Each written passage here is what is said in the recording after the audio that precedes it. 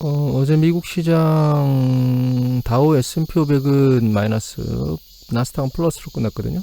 스몰캡이 1% 중반이 넘는 상승세를 보인 걸로 봐서 뭐 약하다 뭐 이렇게 볼 필요는 없을 것 같아요. 다만 이제 상승에 대한 방향성을 정확히 가지기가 어렵다. 유럽 시장은 괜찮게 끝났고요. 난리치던 중국 시장도 잠잠해지고 있습니다. 오늘 아시아장은 괜찮을 것 같아요. 중국 시장에 대해서 그렇게 조급하지 않아도 천천히 해야 될 것 같다는 말씀을 드리긴 했는데, 그 생각이 맞지 않나 이런 생각을 하게 됩니다. 개인적으로는. 이거는 상위지수인데, 상위지수가 어제 아주 세게 한 2% 가까이 하락했다가 0.5% 마이너스 수준으로 끝났고, CSI 300 같은 경우에는 플러스로 끝났습니다. 이것도 1.8% 가까이 마이너스 났다가 플러스로 끝났어요. 그래서 이제 좀 진정세가 되고 있는 것 같아요. 가장 큰 문제점이 시진핑 리스크라고 계속 말씀드리고 있는데, 이 군기잡기를 도대체 어디까지 할지 모르겠습니다. 그게 가장 큰 리스크고, 개인적으로는 중국 포트폴리오에 대해서 어떻게 해야 될지를 현재 심도 있게 고민 중입니다. 한국의 성장률이 올해 2분기 성장률 0.7, 올해는 4% 시장 청신호인데 어디 나왔지? 성장률을 상향했거든요. 다시 IMF에서. OECD도 상향했다는 얘기를 제가 본 것 같은데,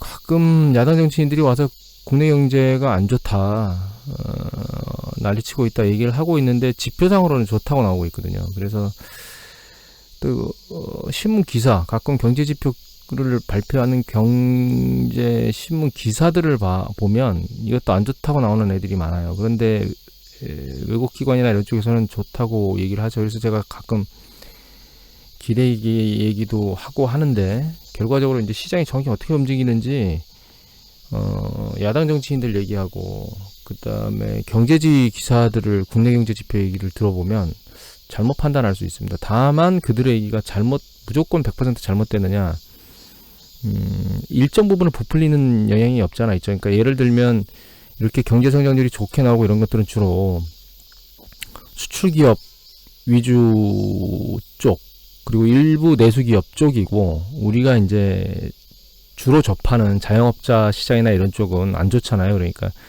경제 전체의 규모로 놓고 보면 좋아지고 빨라지고 있는 게 맞는 거고, 부분적으로 소비나 이런 것들 위축, 델타변이나 이런 것들 쪽에서 자영업 시장이나 이런 쪽을 보면 안 좋은 거가 맞는 거예요. 하지만 전체로 보면 좋아지고 있다는 걸 잘 이해해야 되고, 그런 부분이 주식 투자에 적용돼야 될 부분이거든요. 그래서 여러분들한테 경제 지표 같은 것들을 볼 때 정치인들 얘기를 듣거나, 혹은 일부 특히 요새 같은 경우는 왜 그런지 모르겠는데, 경제지에서 국내 경제 지표를 분석하는 정보들을 보시면 판단착오를 일으킬 수 있습니다. 이에 비해서 미국 경제 성장률은 이제 여기 보면 골드만삭스가 경제 성장률 전망치를 낮추고 있어요. 두 가지 관점에서 놓고 보면 이렇게 보면 되겠죠. 뭐 한국 지수가, 제가 이제 우리나라 주식 시장 자체가 향후에 큰 트렌드로 코로나 바이러스 코비드 19 이후에 크게 뭔가 변화됐다, 옛날에 IMF 때 변한 것처럼, 그래서 긍정적으로 보고 있다라고 하는 부분들을 생각해 보면 추세적으로는 긍정적이다라고 보면 될 것 같아요. 미국 같은 경우에는 이제 상당히 많이 밀고 올라왔죠, 올해도. 그래서 추세적으로 그 상승 강도나 이런 것들은 좀 떨어질 수 있지 않을까, 이런 정도로 받아들이면 될 것 같습니다. 크게 뭐 조정이다 이런 것들을, 이걸 보고 뭐 크게 조정받는 거 아니야 이렇게 접근하기보다는 상승 강도가 누그러지거나 일부 약간의 조정이거나 개걸음을 치거나 뭐 이런 정도로 받아들이면 되시지 않을까, 그렇게 생각을 합니다. 그리고 이거는 서울신문 기사인데요. 그 미국의 빅테크 관련된 기업들의 그 실적 보고들이 막 쭉 나왔는데, 이게 한 표로 나와서 이걸 제가 선택했는데, 팬데믹에 몸집 더 키운 IT 공룡사 해가지고 애플, 아이폰, 구글 나왔습니다. 이거는 서울신문 7월 29일자 기사고, 기사를 쓰신 분은 김태균 기자께서 쓰셨습니다. 그래서 여기 보시면 애플하고 MS, 그 다음에 알파벳, 그러니까 구글 이렇게 생각하면 되죠. 이 세 가지 영역이 전년 동기 대비 증가율인데 뭐 애플은 36%, 마이크로오피스 그러니까 MS 마이크로소프트 같은 경우는 한 20% 중반, 초중반. 알파벳 같은 경우는 뭐 60%가 막 넘게 나왔어요. 광고 그다음에 유튜브 같은 경우는 80%가 전년 대비 늘어났고. 그래서 결과적으로는 빅테크 기업들이 계속 선방을 하고 있고 사람들이 빅테크 쪽으로 계속 그 생활 패턴이나 이런 것들이 넘어가고 있는 것 같아요. 그 코로나 바이러스 사태를 겪으면서 더 가속화된 거죠. 근데 이제 주식시장을 잠깐 보면 이게 마이크로소프트입니다. 발표 나자마자 내려왔어요. 뉴스에 팔라는 얘기가 있는데 이거는 애플이에요. 애플도 나자마자 내려왔고 다만 이제 알파벳, 구글 같은 경우는 아직 추세를 유지하고 있습니다. 구글이 사실 굉장히 세게 움직이고 있습니다. 예, 보시면 상당히 세죠. 이 강도를 계속 유지할지는 쉽지 않은데, 그러니까 판단이 쉽지 않은데 결과적으로 우리가 그 IT 빅테크 기업들 중에서 제조 쪽보다는 인터넷과 관련된 온라인 쪽과 관련된 광고나 수익 구조를 가지고 있는 기업이 계속 유망하다라고 하는 것들을 알 수 있을 것 같아요. 그래서 그런 쪽은 포트폴리오에 편입을 해야 된다 라고 하는 생각을 하게 됩니다. 언제 편입할 것이냐? 뭐 지금 편입할 수도 있고요. 향후에 이제 어느 시점인가는 주식이 크게 흔들릴 때가 있을 거라고 말씀을 드렸죠. 그 시기에 편입을 해도 되고 장기적인 관점에서 들여다보고 편입을 해야 될 것 같아요. 그리고 삼성전자 때문에 속을 썩이는 분들이 많죠. 특히 포지션을 많이 가지고 계시면 속을 많이 썩을 건데 여기 보시면 이제 처음으로 이제 크레딧 스위스에서 삼성전자가 12만 6천 원 간다고 지금 기준으로 놓고 보면 한 60% 정도 올라가지 않을까. 그게 처음으로 나왔습니다.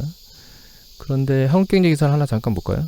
한국경제기사 보면은 이거는 박음영 기자께서 7월 28일 날 해주라 쪽 환경 해외 주식 나온지 해주라에서 내신 기사인데 밑에 보면 두 가지죠.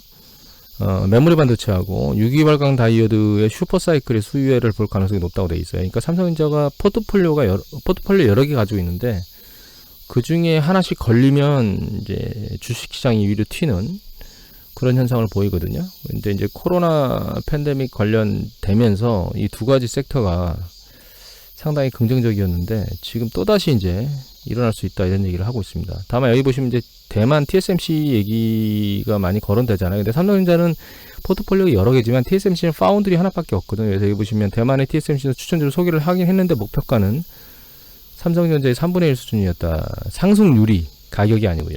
그러니까 20% 정도 올라가는 게 달 거다라고 생각하는 거죠. 여기 17.4라고 되어 있네요. 현주가 대비. 그래서 미우나구나 삼성전자를 사랑하는 그 개미들이 장기적으로 보고 여기서 삼성전자를 접근하면 안정적인 투자 수익은 계속 낼 수 있는 그런 주식이 아닌가라는 생각은 다시 하게 됩니다. 그리고 이것도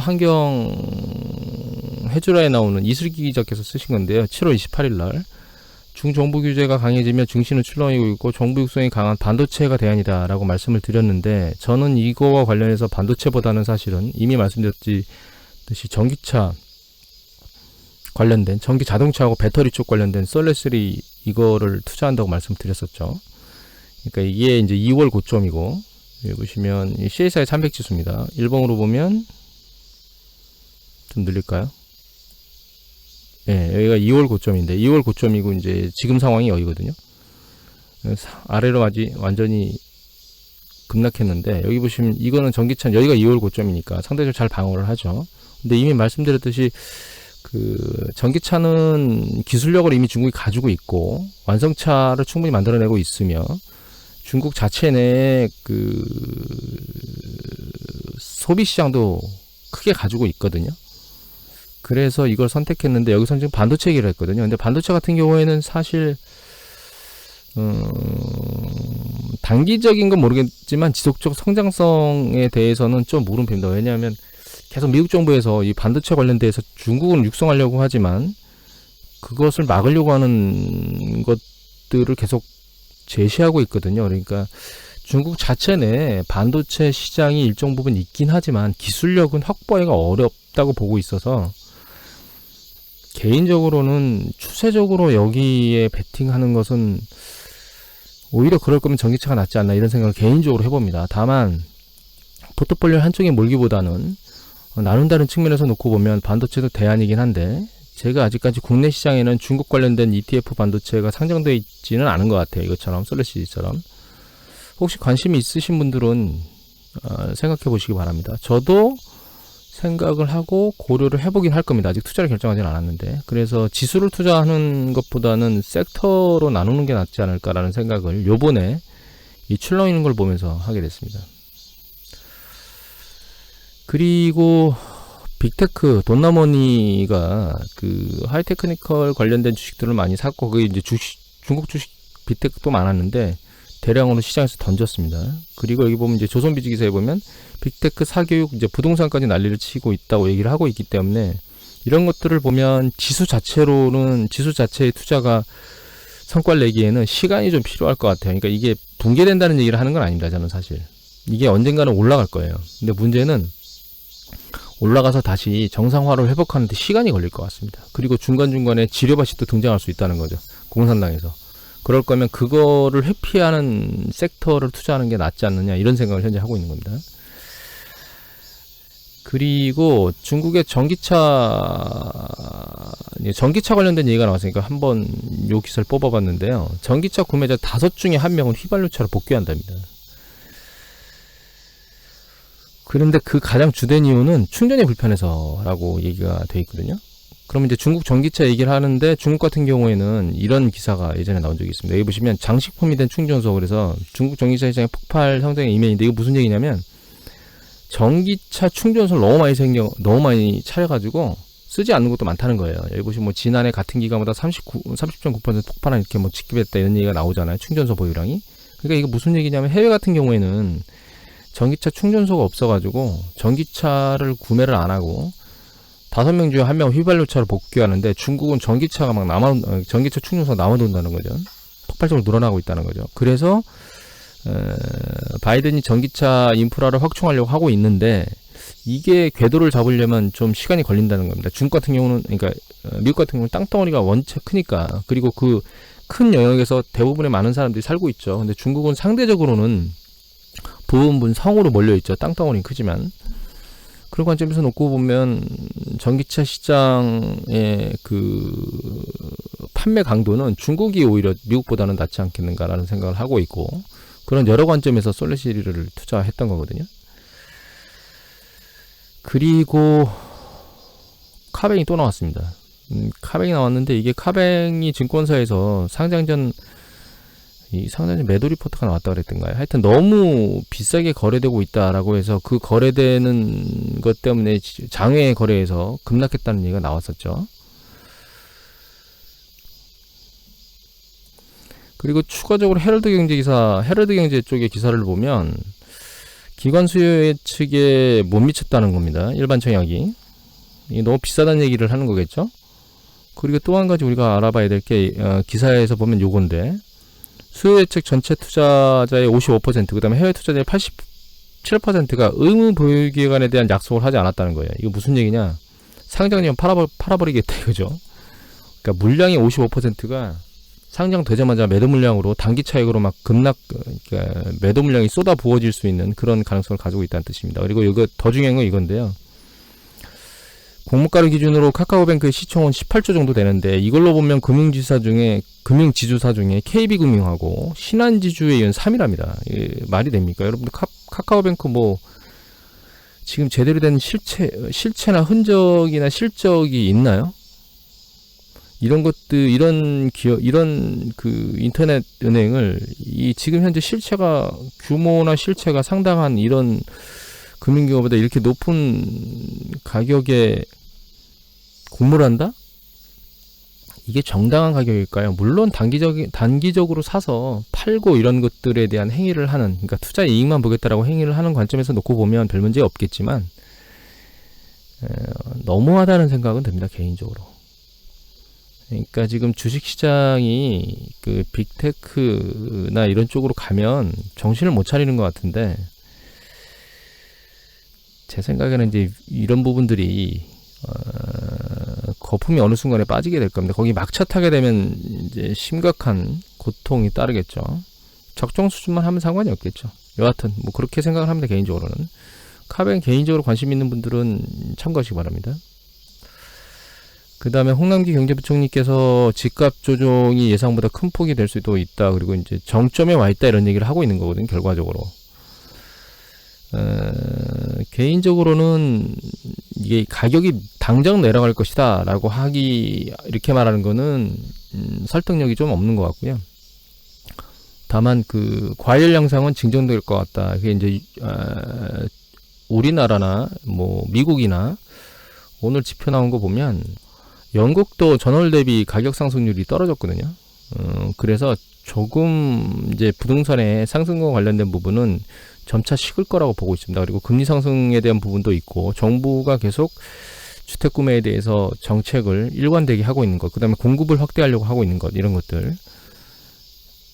것들을 보면 결과적으로는 집값이 잡힐 수밖에 없어요. 당장일지 좀 지날지는 모르겠지만 여하튼 근데 중요한 거는 내가 집을 사서 당장 샀다 파는 행위가 아니고 중장기적으로 들고 거기서 거주를 한다 이런 경우에는 과거의 사례를 보면 예를 들면 과거에 수지 지역에서 60평형대 같은 경우에는 고점 대비 마이너스 60%까지 폭락한 경우도 있습니다. 그래서 예전에 한번 제가 부동산 관련된 얘기를 드릴 때 서울 안에 중소형 평형 정도는 모르겠지만 대형 평형 그 다음에 그것도 이제 경기 수도권 이런 쪽으로 넘어가게 되면 위험할 수 있다라고 말씀을 드린 적이 있거든요.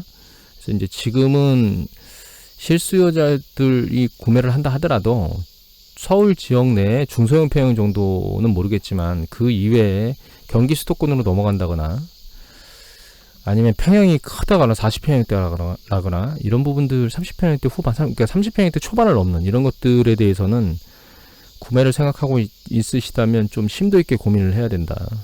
물론 자기 돈을 100% 가지고 구매한다 그러면 뭐 그렇게 신경을 안 써도 되겠죠. 내려가도 계속 들고 있으면 집값은 올라갑니다. 10년, 20년 지나면. 그렇지만 이제 부채를 부담하고 대출을 많이 감안해서 가게 되면 이제 나중에 가격은 오르지 않는데 이자만 많이 내는 그런 패턴으로 가게 될 겁니다. 혹시 그래서 집을 사신다면 제 생각에는 그래도 사시겠다면 확정금리로 사시기 바랍니다. 고정금리로.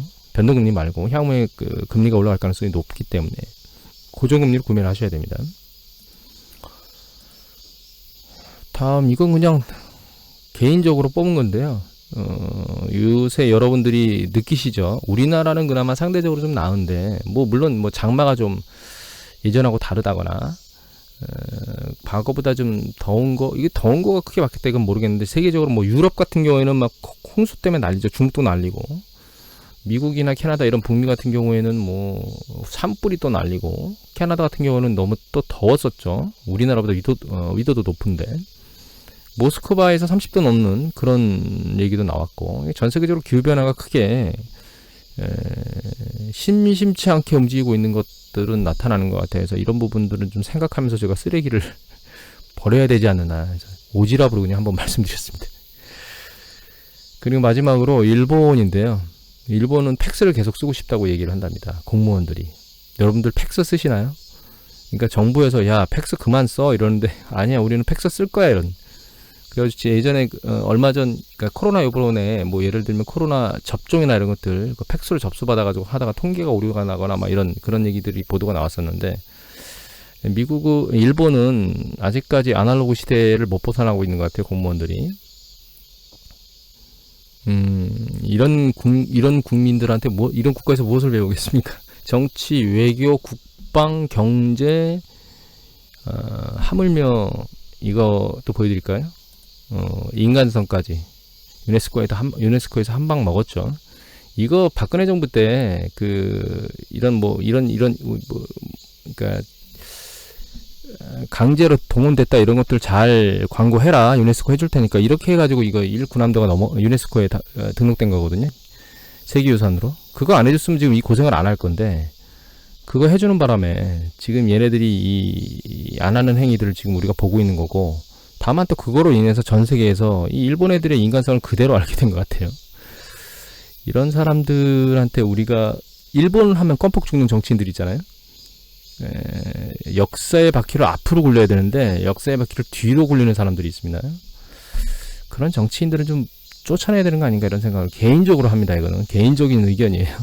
반대 의견을 가지고 계신 분들이 분명히 있으실 건데 제 개인적으로는 그렇게 합니다. 그래서 잘 생각해 보시면 우리가 현재 국력도 많이 올랐고 개발도상국에서 선진국으로 갔다라고 이제 자리 배치도 됐고요. 올해 그 다음에 G7에 계속 초대받기도 하고 플러스로 그런 것들이 우리나라의 어떤 위상이나 이런 것들이 많이 바뀌었다는 걸 인지하셔야 될 것 같고 그 K컬처나 이런 것들이 발전하는 것도 그런 것과 관련이 있습니다. 여러 가지가.